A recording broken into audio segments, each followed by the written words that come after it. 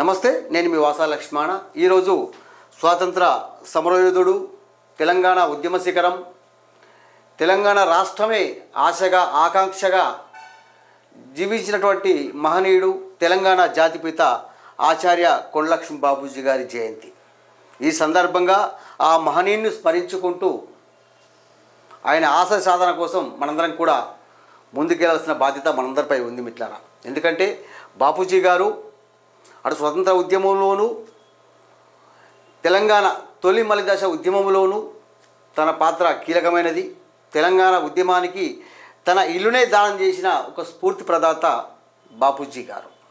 ఈరోజు ప్రభుత్వం అధికారికంగా చేస్తున్నవే కాకుండా తెలంగాణ రాష్ట్ర వ్యాప్తంగా అన్ని పద్మశాలి సంఘాలు కూడా ఈరోజు బాపూజీ జయంతిని జరుపుకుంటున్నాయి.